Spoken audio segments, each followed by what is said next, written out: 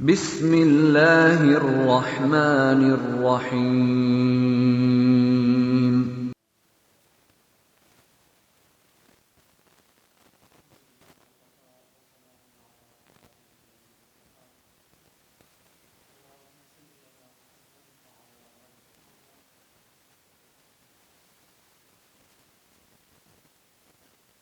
اللہ تبارک و تعالی فی کلامہ المجید اعوذ باللہ من الشیطان الرجیم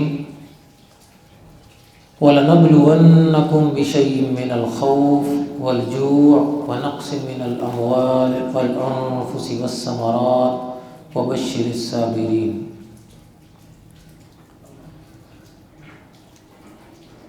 آزمائشیں یہ ہر انسان کی زندگی کا حصہ ہے۔ کسی پر چھوٹی آزمائش آتی ہے تو کسی پر بڑی آزمائش آتی ہے، اور ہر قسم کی آزمائشیں ہر قسم کے لوگوں پر آتی رہی۔ جو آزمائش میرے اوپر آئی میں تو یہی سمجھتا ہوں کہ وہ میری غلطیوں اور کوتاہیوں کا ہی نتیجہ تھا، وہ کوئی میری نیکیوں کے سبب نہیں آئی۔ کوئی سمجھتا ہے تو سمجھتا رہے، میں کم از کم اس بات پر یقین نہیں رکھتا۔ اور شاید اس آزمائش سے ہی اللہ تعالیٰ میری ان تمام کوتاہیوں کو دور کر دینا چاہتے تھے کہ جن کوتاہیوں سے شاید میں خود بھی آشنا نہیں تھا، اور جیل میں جانے کے بعد ان کوتاہیوں اور ان کمیوں کا مجھے احساس ہوا، اور شاید اگر میں جیل نہ جاتا تو شاید میری وہ کیفیت پیدا نہ ہو پاتی جو اب میرے اندر وہ کیفیت پیدا ہوئی ہے۔ جیل کے اندر اور جتنے ایام جیل کے گزرے، اگر میں اپنے پچھلے 42-43 سالوں کا رونا جو دعاؤں میں کبھی اللہ کے سامنے رویا ہوں گا، اگر ان 43 سالوں کا رونا اکٹھا کروں تو یہ 6 مہینے کا رونا اس سے زیادہ ہو گیا تھا۔ اور اللہ کی قسم کھا کے کہتا ہوں کہ جتنا میں رویا ہوں اگر اس رونے کو میں اکٹھا کرتا تو اس آنسوں سے بالٹیاں بھر جاتی۔ اس رونے سے میرے کتنے گناہ دھلے ہوں گے، اور اللہ نے مجھے کیسے صاف کیا ہوگا اور کیسے میری کمیوں اور کوتاہیوں کا ازالہ کیا ہوگا، اس کا تصور میں جیل سے باہر رہ کر بھی نہیں سکتا تھا۔ یہاں پر اللہ تعالیٰ نے قرآن پاک کے اندر اسی حوالے سے، ہمارے یہاں مصیبت یہ ہے کہ جب آزمائش اور مصیبت اور کوئی فتنہ آتا ہے تو دماغ موف ہو جاتے ہیں۔ میں نے ارادہ کیا اپنے بھائی سے کہ میں اس فتنے کے بارے میں لوگوں کے سامنے بتاؤں انہیں کہ یہ فتنہ کیا ہوتا ہے، اور اس فتنے میں ایک مومن کا، ایک مسلمان کا رویہ کیا ہوتا ہے۔ کہنے لگا بتانے کی کیا ضرورت ہے، لوگوں کو اس کو پتہ کوئی نہیں ہے۔ کیا لوگوں کو پتہ نہیں ہے ان مسئلوں کا کہ قرآن کیا کہتا ہے، حدیث کیا کہتی ہے؟ اور خاص طور پر وہ لوگ جو اپنے آپ کو اہل حدیث کہتے ہیں ان کو تو پہلے پتہ ہونا چاہیے۔ میں نے کہا میرے بھائی ایسا نہیں، جب فتنہ آتا ہے تو دماغ بند ہو جاتے ہیں، دماغ کام کرنا چھوڑ جاتے ہیں، وہاں پر دلائل کی جگہ پر جذبات آ کر سامنے کھڑے ہو جاتے ہیں۔ لوگ جذباتی طور پر سوچتے ہیں، قرآن و حدیث اور اللہ کے رسول کے کلام اور ان کی بات سے سمجھنا نہیں چاہتے۔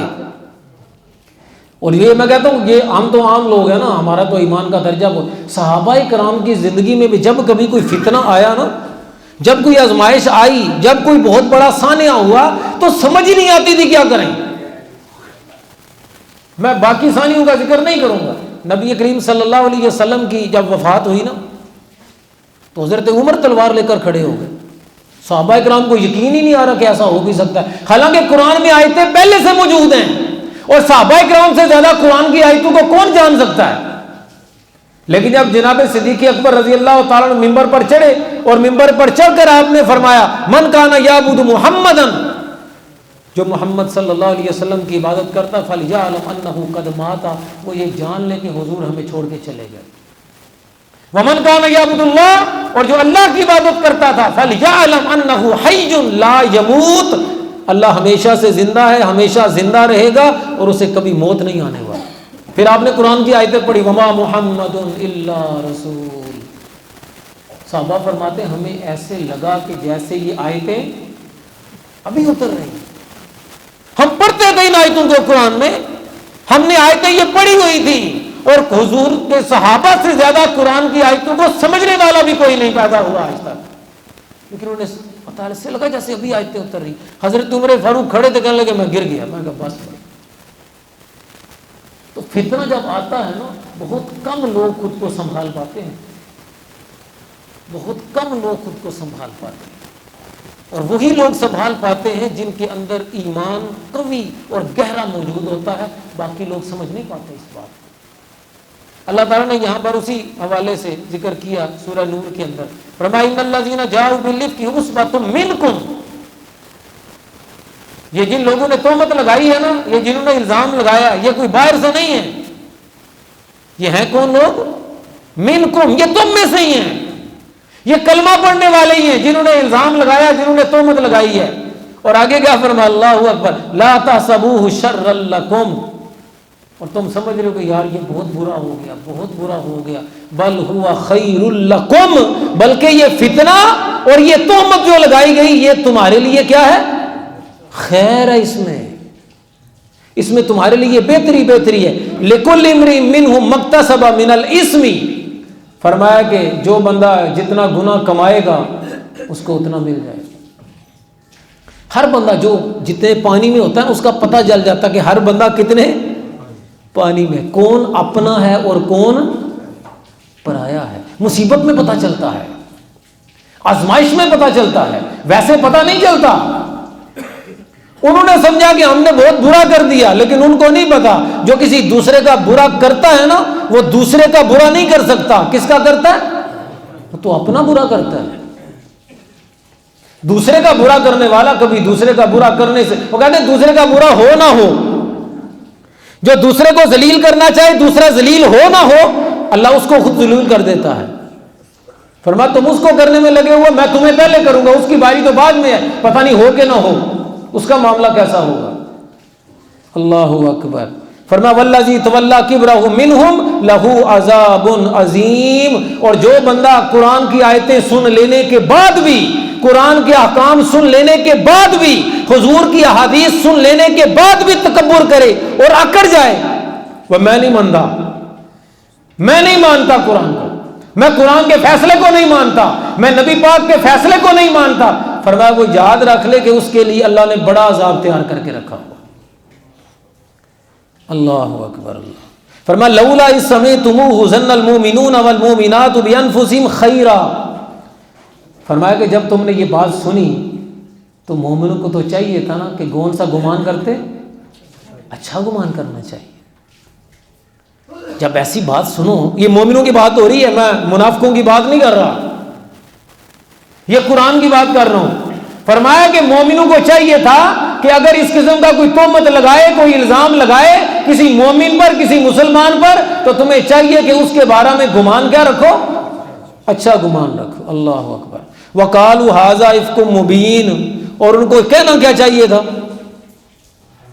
جب یہ کوئی الزام لگائے کسی پر, تہمت لگائے کسی پر, اور مومن سنے کہ فلاں بندہ فلاں پر تہمت لگا رہا ہے, فلاں پر الزام لگا رہا ہے, اس کو کہنا چاہیے کہ ھذا افک مبین, یہ تو کھلی تہمت ہے, یہ تو کھلا الزام ہے. یقین کرنے کی بات نہیں یہاں پر کی کہ تو الزام لگائے تم یقین کر کے بیٹھ جاؤ. اللہ اکبر. اور ہمارے یہاں پتہ ہے ہم لوگ کیسے, ہمارے فیصلے کیسے, ایک بندے کی بات سنی اور فیصلہ کیا کر دیا, فیصلہ سنا دیا. یہ ہمارے فیصلے ہیں, اور ہم چاہتے ہیں کہ ہمارے حق میں اچھے فیصلے ہوں. ہمارے فیصلوں کا یہ حال ہے دوسروں کے بارے میں کہ ایک بندے کی بات سنی اور فیصلہ. دنیا میں آج تک کبھی ایسا ہوا, کبھی انصاف کرنے والا بھی کوئی بندہ ایسا گزرا ہے کہ اس نے دوسرے بندے کی بات ہی نہیں سنی, ایک بندے کی بات سنی اور فیصلہ بھی سنا دیا کہ یہ بندہ واقعی کیا ہے, واقعی غلط ہے. فرمایا تمہیں کیا ہو گیا, یہ تمہارے ایمان ہے, اپنے ایمان کو دیکھو تو صحیح, جانچو تو صحیح تمہارا ایمان کہاں پر کھڑا ہے. یہ میں لمبی بات نہیں, ترجمہ ہی صرف قرآن پاک کی آیتوں کا خود ہی ساتھ میں بگا کے لے جانے والی. وہ کہتے ہیں مرد بگا کے لے گیا, مرد کی کیا جرأت ہے کسی عورت کو بگا کے لے کے جائے. عورت اس کو آمادہ کرتی ہے کہ میرے ساتھ بھاگ, میں سنبھال لوں گی, اور جب پکڑے جاتے ہیں تو اس کے خلاف بیان آ کے عدالت میں دے جاتی ہے. جو مجھے بے لا پھسلا, اندازہ لگا الفاظ کیا, مجھے بے لا پھسلا کے لے گیا, بندہ پوچھے تو کیا کوئی کاکی ہے؟ بہلا پھسلا کے ٹافی کے چکر میں لے کے کہ میں تمہیں ٹافی کھلا کے لاتا ہوں اور تم اس کے ساتھ پورا مہینہ گھر سے بھاگی رہی۔ فرمایا کہ پہلے جو الزام لگے سو لگے، حضرت عائشہ پر تہمت لگی تو فرمایا کہ اب نہیں، اب اصول بنا لیا جائے گا۔ فرمایا کہ یہ لوگ جو ہے نا، لولا جاؤ علیہ باربات شہداء، انہوں نے جو الزام لگایا اس پر کتنے گواہ لے کر آئے؟ 4 گواہ لے کر آؤ۔ اور آپ حیران ہوں گے کہ باقی جرائم میں 4 گواہ کی ضرورت نہیں ہے، اس الزام کے لگانے میں کتنے گواہ مانگے؟ جو ہوتا چھپ کے ہے، جو سامنے ہوتے ہیں ان کے لیے 4 نہیں مانگے۔ لین دین کے معاملے میں لکھت پڑھ بھی ہوتی ہے، سین انگوٹھے بھی ہوتے ہیں، وہاں پر 4 گواہ نہیں مانگے۔ قتل ہو گیا 4 گواہ نہیں مانگے۔ لیکن فرمایا کہ جو معاملہ چھپ کر ہو رہا ہے نا، اگرچہ چھپ کر ہو رہا ہے تو تب تک تم نے اپنی زبانیں نہیں کھولنی جب تک کتنے گواہ نہ لاؤ۔ یہ قرآن میں لکھا ہوا ہے نا بھائی، اور ہم لوگ قرآن کے ماننے کا دعویٰ کرتے ہیں۔ فرمایا کہ 4 گواہ لائیں، فَإِذْ لَمْ يَأْتُوا بِالشُّهَدَاءِ، یہ میں نہیں کہوں گا، میں کسی کو جھوٹا نہیں کہتا، میں کسی کو سچا نہیں کہتا، میری کیا اوقات ہے میں کسی کو سچا کہوں کسی کو جھوٹا کہوں۔ فرمایا فَإِذْ لَمْ يَأْتُوا بِالشُّهَدَاءِ، اور اگر وہ 4 گواہ نہ لے کر آئیں، آگے الفاظ سنیے گا ذرا، فَأُولَٰئِكَ عِندَ اللَّهِ هُمُ الْكَاذِبُونَ، اگر یہ 4 گواہ نہ لے کر آئیں تو یہ الزام لگانے والے ہی اللہ کے نزدیک جھوٹے ہیں۔ کس کے نزدیک جھوٹے ہیں؟ آپ مجھے یہ بتائیں، جو اللہ کے نزدیک جھوٹا ہو، کس کے نزدیک؟ اس سے بڑا جھوٹا کوئی ہو سکتا؟ میرے نزدیک کوئی بندہ جھوٹا ہے تو میں غلطی بھی ہو سکتی ہے، مجھ سے کوتاہی ہو سکتی ہے، اس کے جھوٹ پکڑنے میں، بات سمجھنے میں غلطی ہو سکتی ہے۔ اللہ فرماتے ہیں تمہارے نزدیک جھوٹا نہیں ہے وہ، تمہارا کسی کو جھوٹا کہنا بھی کوئی کمال نہیں ہے، تمہارا کسی کو جھوٹا کہنے کی اہمیت بھی کوئی نہیں ہے۔ ہمارا کیا ہے؟ انسانوں کا معاملہ تو ایسا ہے، کسی کو کچھ بھی کہہ دیتے ہیں، کسی کو کافر کہہ دیا، کسی کو جناب فاسق کہہ دیا، کسی کو ظالم کہہ دی، جس کو جو مرضی کہہ دو، 100 گالیاں دے دو، سچے کو بھی لوگ جھوٹا کہہ دیتے ہیں۔ لیکن فرمایا جس کو اللہ جھوٹا کہہ دینا، اس سے بڑا جھوٹا کوئی نہیں۔ اور یہ کون لوگ ہیں؟ وہ الزام لگانے والے، اور ان الزام لگانے والوں کا ساتھ دینے والے، وہ سارے کے سارے کس کے نزدیک جھوٹے ہیں؟ اللہ کے نزدیک جھوٹے ہیں۔ اللہ تعالیٰ ہمیں توبہ کی توفیق عطا فرمائے۔ اللہ اکبر۔ اور آگے کیا فرمایا؟ وَلَوْلَا فَضْلُ اللَّهِ عَلَيْكُمْ وَرَحْمَتُهُ فِي الدُّنْيَا وَالْآخِرَةِ لَمَسَّكُمْ فِي مَا أَخَذْتُمْ فِيهِ عَذَابٌ عَظِيمٌ۔ فرمایا چونکہ معاملہ ایسا ہے، فتنہ تھا، نیا تھا، تمہیں پتہ نہیں تھا، اگر اللہ کا فضل اور اللہ کی رحمت نہ ہوتی نا تو بڑا عذاب اللہ تم پر نازل فرما دیتا۔ تو وہ لوگ جنہوں نے زبانیں کھولی، ان کے لیے میرا چھوٹا سا پیغام ہے، اللہ کی بارگاہ میں توبہ کریں، ورنہ کہتے ہیں کہ جو کسی پر بغیر گواہوں کے کسی پر الزام لگاتا ہے نا، اس کے لیے شرعی سزا کیا ہے؟ کتنے کوڑے جی؟ 80 کوڑے سزا ہے۔ چونکہ شرعی سزائیں یہاں پر نافذ نہیں ہے، لیکن میں ان کو بتا دوں اگر وہ توبہ نہیں کریں گے نا تو 80 کوڑوں کے برابر اللہ انہیں اس دنیا میں ضرور سزا سنائے گا۔ کوڑے نہ بجیں، کوڑے نہ بھی لگیں، سزا ضرور پائیں گے، اپنے گھر سے پائیں گے، وہ سزا سے بچ نہیں سکتے۔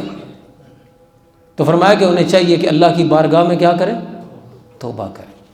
اللہ اکبر۔ آگے کیا فرمایا؟ اِسْتَلَقَّوْنَهُ بِأَلْسِنَتِكُمْ وَتَقُولُونَ بِأَفْوَاهِكُمْ مَا لَيْسَ لَكُمْ بِهِ عِلْمٌ۔ مجھے اپنی طرف سے تو بات کرنے کی یقین کریں، سورہ نور کو پڑھا نا تو مجھے بات کرنے کی کیا ضرورت ہے؟ میری طرف سے کون کر رہا ہے؟ اللہ خود باتیں کر رہا ہے، اللہ خود کلام کر کے لوگوں کو بتا رہا ہے، اور 1400 سال پہلے سے۔ فرمایا کہ تم اپنی زبانوں سے وہ باتیں کر رہے تھے جس کے بارے میں تمہیں کچھ بھی علم نہیں تھا، علم تھا ہی نہیں تمہیں، اور تم لگے ہوئے ہو۔ کوئی کہہ رہا ہے جی کیا ہوگا، کوئی کہتا ہے ہو سکتا ہے کیا ہو، بدگمانیاں اپنی اپنی، خیال اپنے اپنے، باتیں اپنی اپنی، اور کچھ لوگ تو ساتھ میں کھڑے ہی ہو گئے کہ ٹھیک ہے جی واقعی کیا ہوگا۔ وَتَحْسَبُونَهُ هَيِّنًا، یہ جو ساتھ کھڑے ہو کے بد زبانیاں کرتے رہے، یہ سمجھتے ہیں کہ یہ کسی پر تہمت لگانا، الزام لگانا یہ کوئی ہلکی بات ہے۔ اللہ وَهُوَ عِندَ اللَّهِ عَظِيمٌ، فرمایا یہ بات زبان سے کسی کے بارے میں نکالنا تمہارے نزدیک تو ہلکی ہو سکتی ہے، اللہ کے نزدیک بہت بڑی بات ہے۔ یہ تم نے ہلکا سمجھا اس کو، قرآن و سنت سے تم نے منہ مار لیا اور تم سمجھتے ہو بات ہی کوئی نہیں۔ اللہ ہوا. آگے کیا فرمایا؟ آگے ذرا سنیں.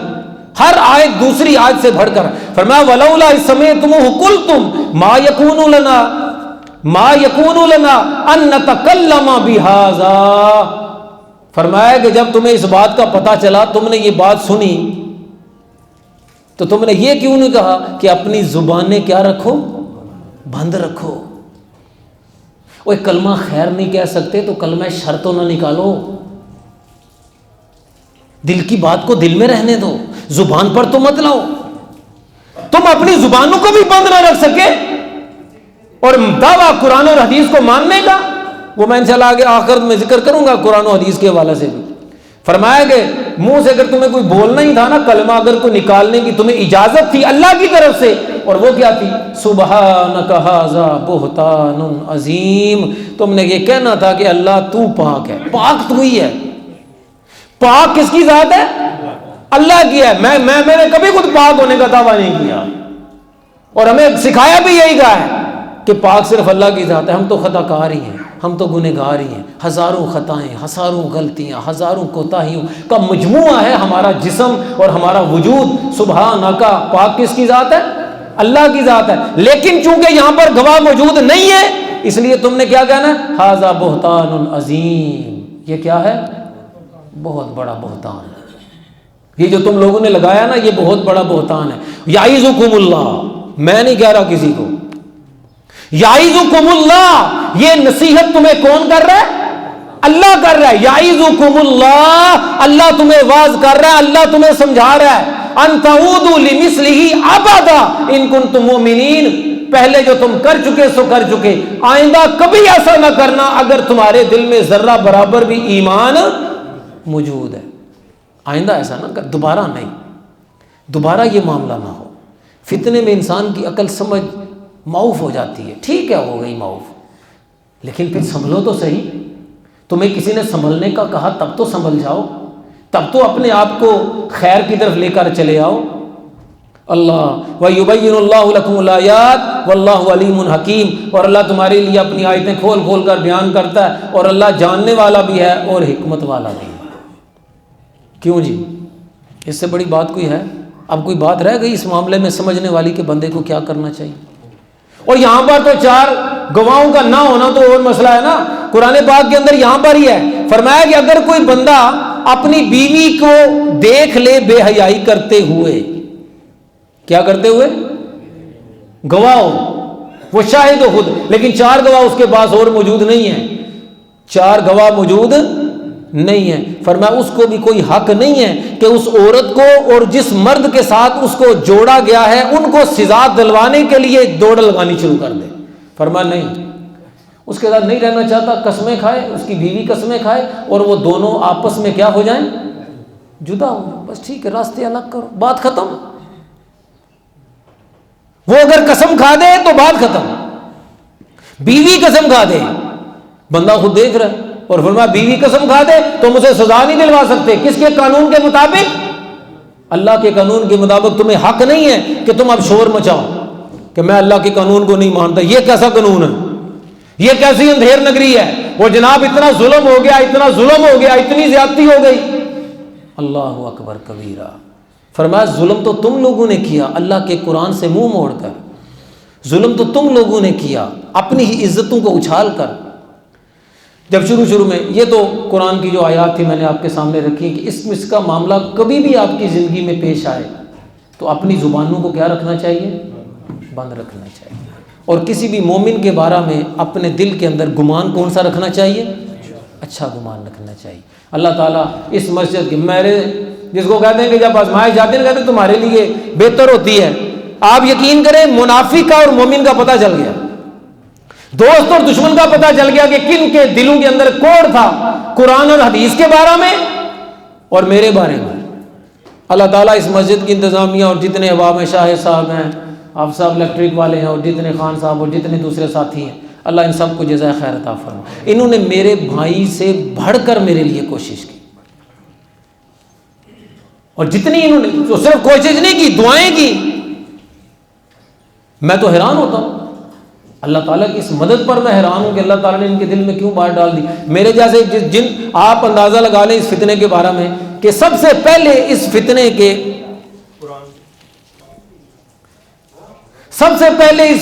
کو جس کو کہہ لیں نا کہ جہاں سے اس کا آغاز ہوا، وہ شیخ الحدیث ہیں، حضرت مولانا مفتی ہیں قاری طیب صاحب شادرہ میں، اور شیخ الحدیث ہیں وہ بیگم کوٹ کے اندر مدرسہ ہے، وہاں پر وہ شیخ الحدیث ہے۔ جب انہوں نے جا کر ان کو بتایا، یہ ان کے شاگرد تھے، میرے مدعی جو ہیں ان کے شاگرد تھے، انہوں نے جا کر ان کو بتایا کہ جناب ایسے ایسے ہمارے ساتھ زیادہ، انہوں نے کہا ہوئے اتنا ظلم، مجھے تو وہ جانتے ہی نہیں تھے، نہ انہوں نے تعارف کروایا میرے بارے میں کہ میں کون ہوں یا کیا کرتا ہوں کیا نہیں، وہ تو جناب آسمانوں میں پہنچ گئے پرچہ کروانے کے لیے، تھانے کے اندر، عدالتوں کے اندر، اور جناب ہر قسم کی مدد اور سپورٹ کرنے کے لیے ان کے ساتھ کھڑے ہو گئے۔ وہ تھے کون؟ مفتی جماعت شیخ الحدیث۔ پھر جب ان کے ساتھ ہمارا رابطہ ہوا، بھائی ان کے پاس گئے، ان سے جا کر بات چیت کی، تو پھر حالت بدلی، اور ایسی بدلی کہ جب میں جیل سے رہا ہو کے آیا تو میں ان کے پاس گیا، قاری طیب صاحب کے پاس گیا۔ جب ان سے میری ملاقات ہوئی تو مجھ سے معذرت کرنے لگے، کہہ رہے کہ بٹ صاحب میں آپ سے معذرت چاہتا ہوں، کہنے لگے مجھے سمجھ ہی نہیں آ رہی تھی، میرے جذبات اتنے برانگیختہ ہوئے جو انہوں نے مجھے باتیں بتائیں کہ مجھے سمجھ نہیں آ رہی تھی کہ میں کیا کروں۔ کہنے لگے اب مجھے پتا چلا، اب وہ کیسے کیسے الفاظ وہ شیخ الحدیث ان مدعیوں کے بارے میں انہوں نے کہ میں یہاں پہ نہیں کہنا چاہتا، وہ جو ان کے ساتھ کھڑے تھے، جو ان کو ساتھ لے کے چلے، اللہ تعالیٰ نے ان کے دل میں بھی یہ بات ڈال دی کہ ھذا افک مبین، کہ یہ کیا ہے؟ یہ کھلی تہمت ہے۔ اللہ تعالیٰ نے ان کو ہمارے ساتھ میں کھڑا کر دی، اور وہ ناراض ہو گئے، کہنے لگے نہیں جی نہیں، ہم نے نہیں مانی، آپ کی بات بھی نہیں مانی۔ جب یہ مسئلہ شروع ہوا نا تو میں نے، قاری عبدالعظیم صاحب ہیں ہمارے ساتھی، میں نے ان سے کہا جی آپ ان سے کہیں جی قرآن و حدیث کے مطابق آپ مفتیان کرام کے پاس فیصلہ لے جائیں، یہ غلط طریقہ نہ کریں، یہ جو آپ کر رہے ہیں یہ غلط ہے۔ آپ قرآن و حدیث کو ماننے والے ہیں، اللہ اور اللہ کے رسول کو، میں بھی، وہ جو فیصلہ کریں، اگر وہ میرے بارے میں فیصلہ کریں نا کہ چوک میں کھڑے کر کے اس کو گولی مارنی ہے، مجھے منظور ہے، میں دوسری بات نہیں کروں گا، جو وہ فیصلہ کرے۔ وہ کہیں گے نہیں جی نہیں، ہم نے قرآن سے فیصلہ نہیں لینا۔ انا للہ و انا الیہ راجعون۔ کیسی عقل ماری گئی، میری دشمنی میں انہوں نے کفر تک کو قبول کرنا گوارا کر لیا۔ اور یہ وہ لوگ ہیں، میرے مدعی میں آپ کو بات بتا دوں، یہ وہ لوگ ہیں جو لوگوں کو آیتیں پڑھ پڑھ کر سناتے تھے، وَمَن لَّمْ يَحْكُم بِمَا أَنزَلَ اللَّهُ فَأُولَٰئِكَ هُمُ الْكَافِرُونَ، جو قرآن کے مطابق فیصلہ نہیں کرتا وہ کافر ہے۔ وَمَن لَّمْ يَحْكُم بِمَا أَنزَلَ اللَّهُ فَأُولَٰئِكَ هُمُ الْفَاسِقُونَ، جو قرآن کے مطابق فیصلہ نہیں کرتا وہ فاسق ہے۔ وَمَن لَّمْ يَحْكُم بِمَا أَنزَلَ اللَّهُ فَأُولَٰئِكَ هُمُ الظَّالِمُونَ، جو قرآن کے مطابق فیصلہ نہیں کرتا وہ ظالم ہے۔ یہ آیتیں پڑھ پڑھ کے وہ کہتے تھے یہ طاغوت ہیں۔ وہ کیا کہتے تھے؟ یہ طاغوت ہے، حکومتیں طاغوت ہیں۔ یہ میں آپ سے آج یہ راز شیئر کر رہا ہوں، یہ جنہوں نے مجھ پر تہمت لگائی، اس کا پہلا شوہر جو تھا نا، اس کا پہلا شوہر یہ طاغوت کی رٹ میں ہی اسی وجہ سے اور مختلف جگہوں پر دھماکے کرنے کی وجہ سے ایجنسیوں نے اس کو اٹھایا ہوا، اس کے بھائی کو بھی انہوں نے اٹھایا ہوا ہے۔ کس وجہ سے؟ کہ وہ کہتے تھے کہ یہ سارے سب کچھ کیا ہے جی طاغوت ہے، یہ کافر ہیں سارے، یہ قرآن و حدیث کے مطابق فیصلے نہیں کرتے، اس لیے یہ سارے کیا ہیں؟ یہ کافر ہیں۔ اللہ اکبر، کیا کیا انہوں نے؟ یہ کہتے تھے اور کتابیں چھاپ چھاپ کے تقسیم کر رہے ہیں طاغوت کا انکار کرو، اور جب میں نے ان کو کہا کہ قرآن کی طرف آؤ تو اللہ تعالیٰ نے قرآن پاک میں ان لوگوں کے بارے میں یریدون ان یتحاکموا الی الطاغوت، ان کو کہا جاتا ہے قرآن کی طرف آؤ، اور وہ کہتے ہیں کہ ہم نے فیصلہ کس سے لینا ہے؟ ہم نے طاغوت سے ہی فیصلہ لینا ہے۔ وہ کہتے ہیں ہم نے طاغوت سے فیصلہ لینا ہے، ہم نے قرآن سے فیصلہ نہیں لینا۔ وَقَدْ أُمِرُوا أَن يَكْفُرُوا بِهِ، انہیں تو یہ کہا گیا تھا کہ طاغوت کا کیا کرنا ہے؟ انکار کرنا ہے۔ اللہ کے دامن رحمت میں آنا گوارا نہیں کیا، انہوں نے کہا جی ہم نے طاغوت سے فیصلہ، دشمنی کیسی؟ انہوں نے کہا جی ہم نے طاغوت سے فیصلہ لینا ہے، ہمیں کفر کرنا گوارا ہے، ہم نے اس بندے کو جناب ایسے کر دینا اور ایسے کر دینا۔ اللہ اکبر، یہ کیسا انصاف ہے، یہ کیسا ظلم ہے۔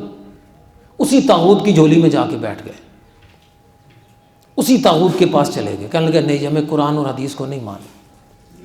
اور یہ صرف میں نے جو آپ کو قرآن و حدیث سے جو فیصلہ یہ میرے نہیں ہے، مفتی جماعت حافظ مفتی ادریس صاحب ہیں، ان کے پاس کیس چلا گیا۔ جب ان کے پاس گیا تو انہوں نے کہا جی ہاں جی آپ بتائیں جی، جب مسئلہ سنا انہوں نے کہا جی قرآن و حدیث کے مطابق اگر آپ فیصلہ لینا چاہتے ہیں نا تو یہ جو الزام لگانے والی اس کو 80 کوڑے پڑنے چاہیے۔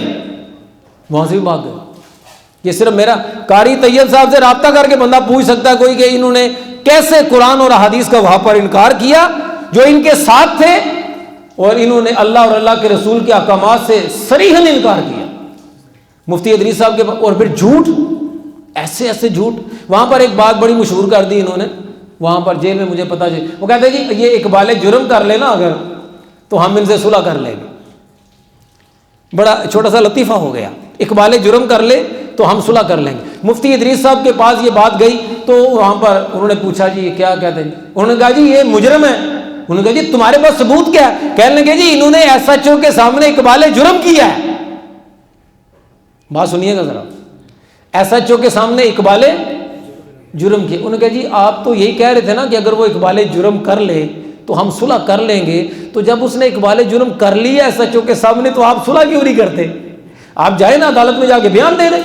نہیں اس نے اقبال جرم نہیں کیا، ہم اسے کروانا چاہتے ہیں. یہ مفتی صاحب کے سامنے بات ہوئی. انا للہ و انا الیہ راجعون. کیا اس سے بڑھ کر کچھ ہو سکتا ہے؟ انہوں نے کسی کی نہیں بات مانی. انہوں نے کہا جی نہیں، قرآن و حدیث کو ہم نے نہیں ماننا، ہم اللہ کو نہیں مانتے، اللہ کے رسول کی بات کو ماننے کو تیار نہیں ہے، ہم وہی کریں گے جو ہماری مرضی چاہے، جو ہمارا من چاہے گا. لیکن اللہ تعالیٰ نے دیکھے نا، انہوں نے کفر کیا، قرآن و حدیث کا انکار کر کے اپنے آپ کو اس زمرے میں داخل کیا، طاغوت کی گولی میں جا کے بیٹھ گئے کہ یہاں سے ہمیں کچھ مل جائے گا. اس طاغوت نے بھی ان کو جوتے مار کے وہاں سے نکال دیا. اور آج میں یہاں پر بیٹھ، میری بیگم جب وہاں پر گئی تو کہنے لگی جی اب جیل سے اس کے ٹوٹے ہی باہر آئیں گے. تو جب میں باہر آیا تو بیگم کہنے لگی میں فون کروں ذرا انہیں، اور فون کر کے ان سے پوچھوں کہ ٹوٹے آگے جی، واپس آپ آگے ٹوٹے آگے ذرا لے جائیں، جو آپ کو چاہیے آپ لے جائیں، جو میں نے رکھنے وہ میں رکھ لیتی. انا للہ و انا الیہ راجعون. اور میں نے اس دوران میں اللہ تعالیٰ کی، اور جو انہوں نے جھوٹ بولے عدالتوں میں کھڑے ہو کے، یقین نہیں آتا، حلف وہاں پر دے رہے ہیں، وہ کہہ رہے ہیں جی قرآن پاک سے حلف دے کر، اللہ کی قسمیں کھا کر عدالت کے کٹہرے میں کھڑے ہو کے جھوٹ بول رہے ہیں. تو میں تو سوچتا ہوں کہ یا اللہ ان کو معاف کر دے، ان کے اوپر کیسے کیسے عذاب آنے والے ہیں، ابھی ان کو پتہ ہی نہیں ہے. اور وہ جو میرے اوپر الزام لگانے والی میری مدعیہ قاری عبدالعظیم صاحب یہاں پر موجود ہیں، ان کی اہلیہ بھی تھی ساتھ میں، یہ میں آپ کے اطلاع کے لیے بتا دوں. وہ جناب ان کے گھر میں، خالو کا گھر ہے وہاں پر امامیہ کالونی میں، ان کے گھر میں تھے. وہاں پر جب بات چیت چلی تو انہوں نے کہا جی بٹ صاحب سے حلف لے لیتے ہیں کہ انہوں نے جرم کیا یا نہیں کیا، قرآن نے جو کہا ہے. وہ کہنے لگی نہیں وہ تو قسم اٹھا دے گا، وہ تو جھوٹی قسم اٹھا دے گا.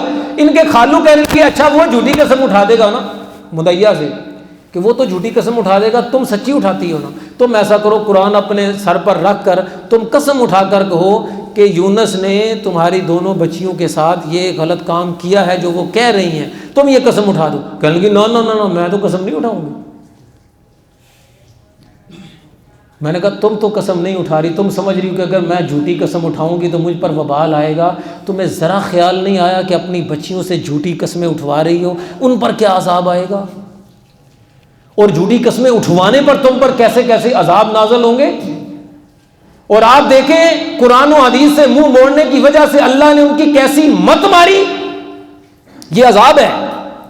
جو بندہ قرآن سے حدیث سے منہ موڑتا ہے نا، اللہ اور اللہ کے رسول کا انکار کرتا ہے کہ ہمیں ان کا فیصلہ منظور نہیں، ہمیں عدالتوں کا فیصلہ منظور ہے، اللہ کا فیصلہ منظور نہیں، عدالت کا فیصلہ منظور ہے. جو بندہ یہ کہتا ہے نا اپنی زبان سے کلمہ پڑھ کے، اللہ پھر اس کی مت مار دیتا ہے.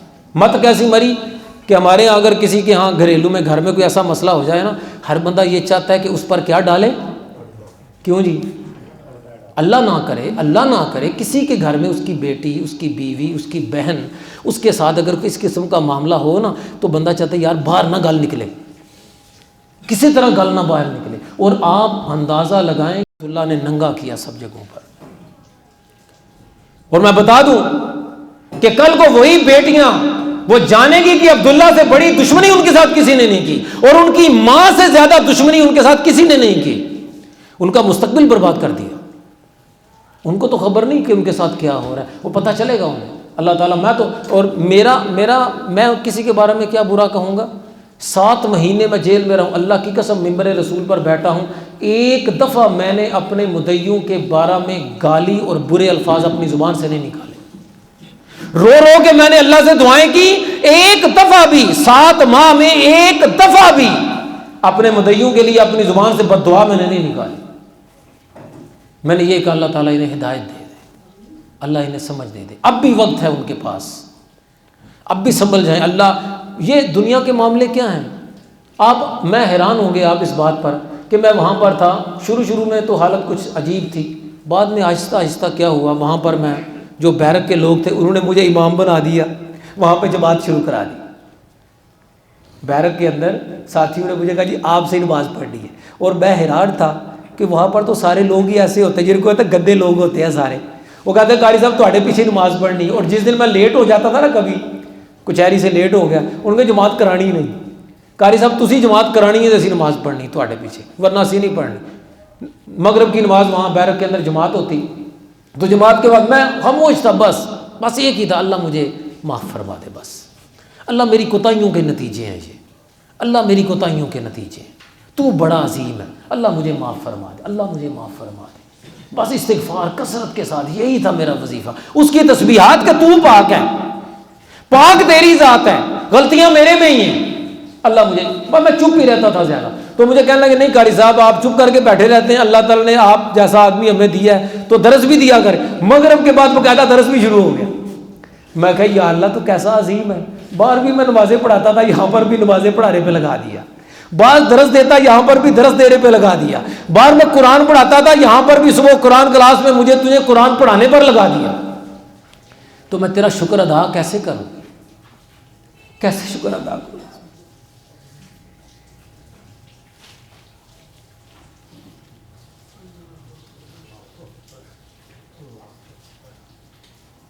اس کی رحمت اور عظمت کے ایسے ایسے مشاہدے کیے میں نے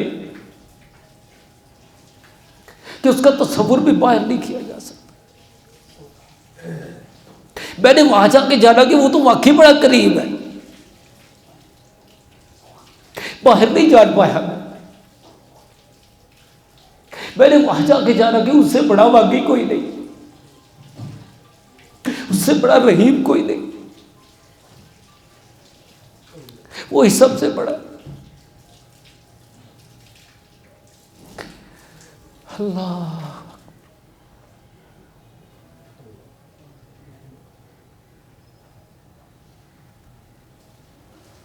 میں وہاں پر ایک دفعہ ساتھیوں کو بتا رہا تھا، میرا بیٹا ایک حسن یہ یہاں پر آیا ہوا ہے، تو میں وہاں پر کئی دفعہ میں نے خط لکھا، میں نے کہا میں بھائی سے کہتا ہوں کہ کسی طریقے خط ان تک پہنچائے کہ جو ہونا تھا وہ تو ہو گیا، مجھے نہیں پتا میں یہاں سے کبھی نکلوں گا یا نہیں نکلوں گا، یہ تو اللہ ہی جانتا ہے، لیکن میرا بیٹا مجھے واپس دے دے، میری بیٹی ہے ان کا بھائی ان کو مل جائے گی۔ کئی دفعہ خط دیا، بھائی نے کہا نہیں بس تو چپ کر، تو نے نہیں بولنا، میں نے کہا میری کو سنتا ہی نہیں،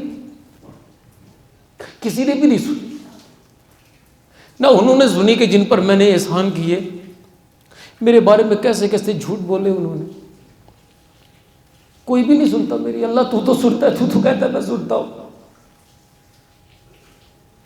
تو نے تو قرآن کے اندر کہا ہے کہ میں سنتا ہوں، تو ہی سن لے میری بات، میرا بیٹا تو میرے گھر آ جائے۔ کچھ دنوں کے بعد پتہ چلا کہ اس نے کہا جی میں نے بیٹا نہیں رکھنا، میں نے بیٹا ان کو دینا اور میں نے لکھ کے دینا۔ مجھے پتا چلا، میں نے بھائی کو فون کیا، میں کہا نہ وہ مجھے تو کوئی سازش، مجھے یقین ہی نہیں آ رہا تھا، میں کہا مجھے تو سازش لگتی ہے کوئی، ارے ہم پہلے مصیبت میں پھنسے ہوئے کسی اور مصیبت میں نہ پھنسے۔ کہنے لگا نہیں تو فکر نہ کر، سب ٹھیک ہو جائے گا۔ اس نے وہ بیٹا ہمارے گھر میں پہنچایا اور ساتھ میں اسٹامپ لکھ کے دے دیا کہ یہ بیٹا آئندہ میں کبھی بھی نہیں لینے والی۔ میں نے کہا اللہ تو کیسا کریم، کیسا سننے والا، کس حال میں بھی تو سنتا ہے۔ میرے کراچی والے جو عزیز ہیں وہ وہاں پر گئے، جب ان کے پاس صلح کے حوالے سے بات چیت کرنے کے لیے، وہ کہنے لگے کہ ہم جہاں پر جاتے ہیں ہمیں ذلیل کیا جاتا ہے۔ میں نے کہا اللہ تو کیسا کریم ہے، انہوں نے مجھے ذلیل کرنے کی کوشش کی، اللہ تعالیٰ نے ان کی ذلت ان کے منہ پر مار دی۔ ان کی ہر چال کو ناکام کر دیا۔ انہوں نے مجھے اندر رکھنا چاہا اور کہا کہ یہ اندر سے ہم اس کو نکلنے دیں گے، اے اللہ تو نے مجھے جیل میں سے رہائی عطا فرما دی۔ اے اللہ تو کیسا کریم ہے، اے اللہ تو کیسا عظیم ہے۔ اور پھر لوگوں کی عقلیں میں جانتا ہوں کیسے معاف ہو گئی۔ وہ جو ویڈیو انہوں نے بنا کے چڑھائی نا، میں نے نہیں دیکھی، مجھے کئی دفعہ کچہری آیا نا تو مجھے کہنے لگے جی ویڈیو یہ دیکھیں انہوں نے یہ ویڈیو چڑھا دی، یہ ویڈیو۔ میں کہنا یار مجھ میں ہمت نہیں یہ سننے کی، کیسے کیسے جھوٹ بولے ہوں گے اور کیسی کیسی گندی باتیں کی ہوں گی سب کے سامنے، کیسی بے حیائی کی باتیں کی ہوں گی۔ میں کہ مجھ سے تو سنی نہیں جاتی۔ پھر جب میں رہاؤ کے گھر آیا نا تو بیگم نے مجھے کہا سنو تو سی ایک ویڈیو سن لو۔ میں صرف آپ کو، جو بندہ ان ویڈیو کو جذبات کی بجائے تحقیق کی نظر سے ایک دفعہ دیکھ لے گا وہ جان لے گا کہ سب جھوٹ ہے، وہ جان لے گا کہ انہوں نے جھوٹ بولنے کی قسم کھا رکھی ہے۔ میں نے جب وہ سنا تو میں سن کے میں حیران رہ گیا۔ وہ جو اینکر بیچ میں بیٹھا ہوا تھا، میں کیا کہوں اب اس کے بارے میں، زبان سے کبھی گندی بات نکلنا چاہتی ہی نہیں۔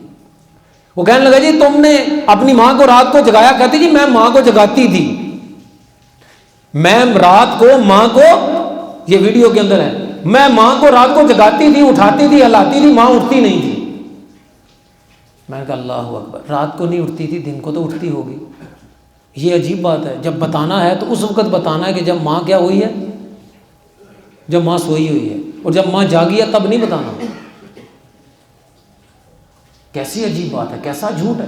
ماں ساتھ میں بیٹھی کہہ رہی ہے کہ میری بیٹی کو ہاتھ لگایا، اور بیٹی کہہ رہی ہے میرے ساتھ ایسا کر دیا۔ ماں کچھ کہہ رہی ہے، بیٹی کچھ کہہ رہی ہے۔ جو بندہ ان ویڈیو کو بندہ دیکھ لے تو وہ بندہ جان لے گا کہ سب جھوٹ پہ جھوٹ اور جھوٹ پہ جھوٹ باندھیں گے۔ تفتیشی کے پاس اور جھوٹ، عدالت کے اندر اور جھوٹ، ڈاکٹر کے سامنے اور جھوٹ، اور ویڈیو کے اندر اور جھوٹ۔ ایسے جھوٹ چاروں طرف، کبھی کچھ کبھی کچھ، کیونکہ کہتے ہیں کہ جھوٹ کا کوئی بھی پاؤں جھوٹ کا پاؤں نہیں ہوتا۔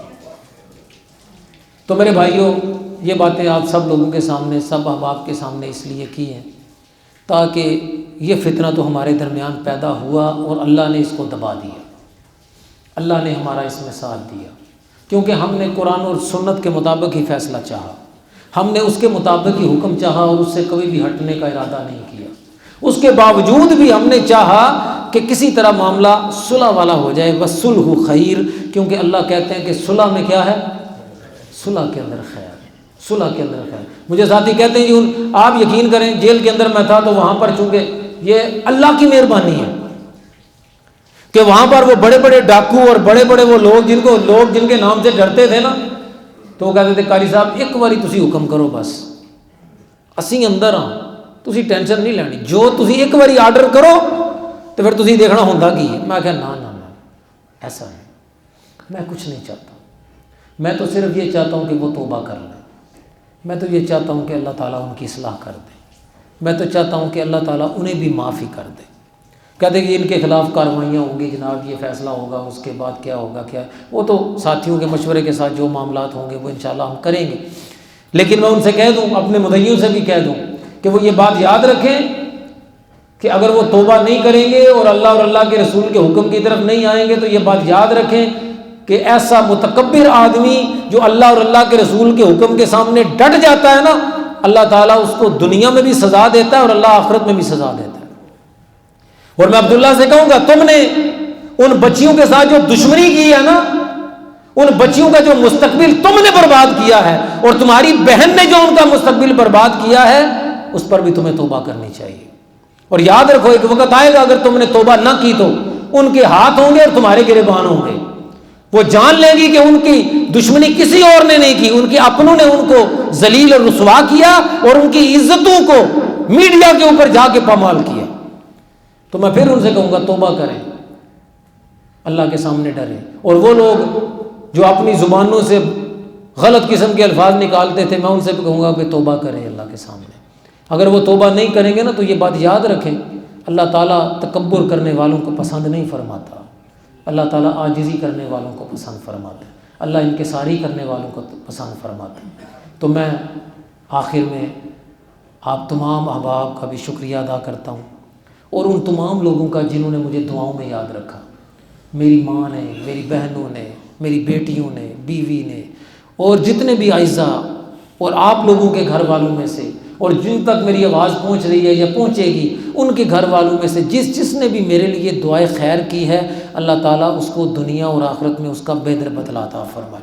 میں بدلہ نہیں لے سکتا، میرے پاس بدلہ دینے کے لیے کچھ نہیں ہے سوائے دعائے خیر کے، اور جن لوگوں نے اپنی زبانیں بند رکھی اللہ ان کو بھی جزائے خیر عطا فرمائے، اور جن لوگوں نے زبانیں کھولی میرے خلاف، اللہ اور اللہ کے قانون کے خلاف جنہوں نے زبانیں کھولی، ان کے لیے میں کہوں گا کہ وہ بھی اللہ کی بارگاہ میں توبہ کریں اور اللہ سے ڈریں کہ کہیں ان کو ایسے ہی کسی بات میں اور ایسے ہی کسی کیس میں ملوث نہ کر دیا جائے اور پھر وہ پچھتائیں کہ ہم نے اپنی زبانیں کھولی تھیں اور اللہ تعالیٰ نے ہمیں اسی فتنے میں مبتلا فرما دیا۔